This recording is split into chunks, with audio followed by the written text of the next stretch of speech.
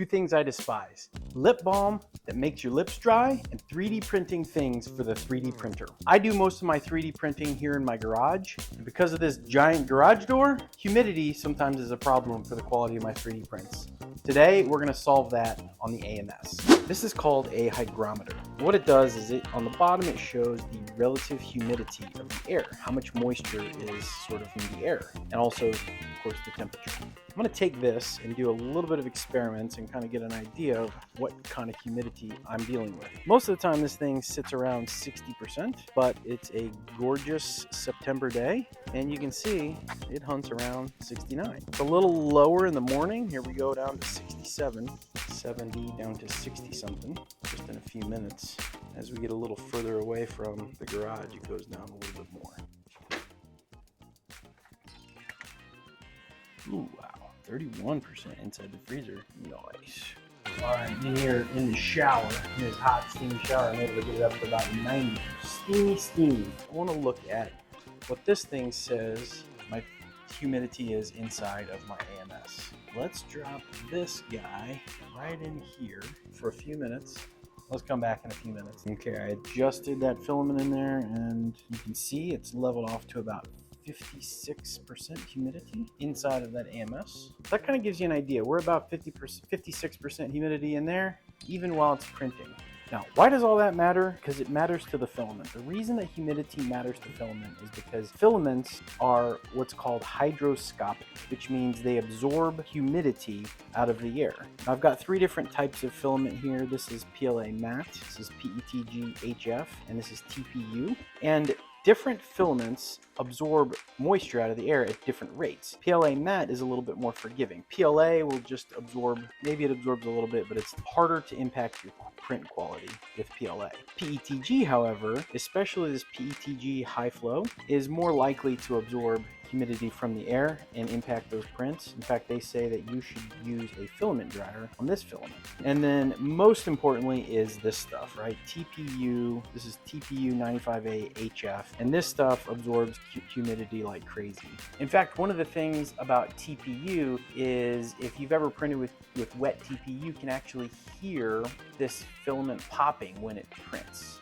And that's moisture that has kind of absorbed into that filament, and then as it goes through the extruder, it boils and pops. So it's literally boiling water as you print. And let me show you an example of kind of what that turns out like. So this is a microphone I use sometimes for these videos, and you can see it's a print came out fairly well. It's got a magnet across the back of it, but I printed out of TPU, and you can see those lines right there. That is what moist TPU will print like.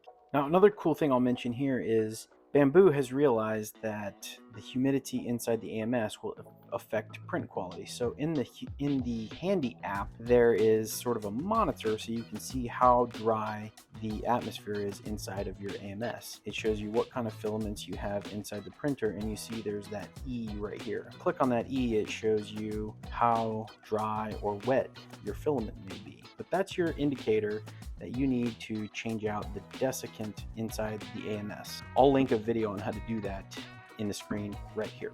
Now for the good stuff. This is called silica gel.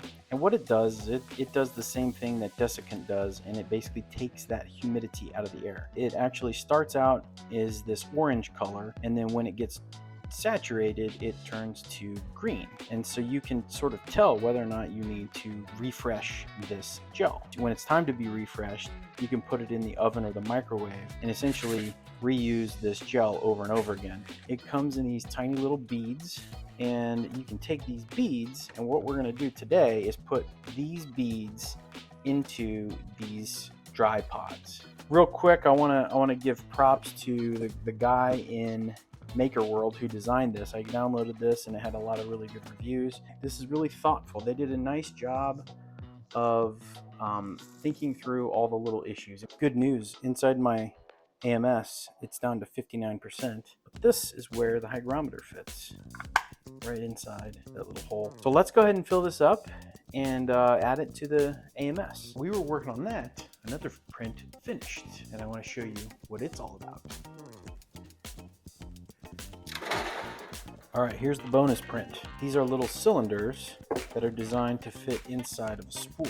Of course, these are the lids that go on it as well. One thing I noticed as I was getting these ready to go is there's these tiny little tabs that I think they are used to kind of hold this inside the spool. Some of the tabs printed weird or didn't print at all. Like this one didn't print well, but it'll do the job, maybe. We're about to find out. So I'm gonna fill these 4 up with silica, see how it works. Okay, it's time for the install. We're gonna go ahead. First step is to pull out all of your filament.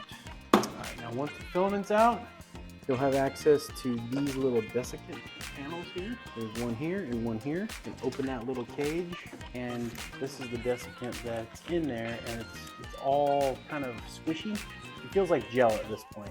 That's kind of an indication that they're kind of worn out. So once those are out, you can put these 2 pieces in that slot. And I suppose it looks like this, the little cage cover fits over the top of it. All right, now you'll notice this kit has 2 little narrow pods and then 3 of these wider pods. We'll put the narrow pods in on the ends.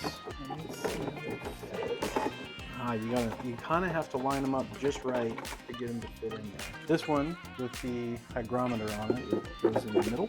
And then these final 2 pods don't have the hygrometer, go on either side. And then we're gonna add these guys to each one of my spools. I only have 3 of them here because I use the other one on my TPU, which I'm not gonna put back in right now. I'm gonna drop it in there. Nice little snug fit. Once they're installed, we can replace them into the AMS in whichever configuration we want. I'm going to put this here on slot number 3.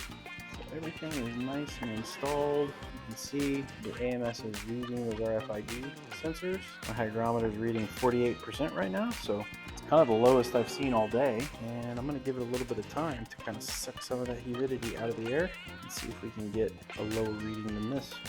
Okay, pause for a minute. Just finished lifting weights. It's the next morning, and look what we're getting. 10%.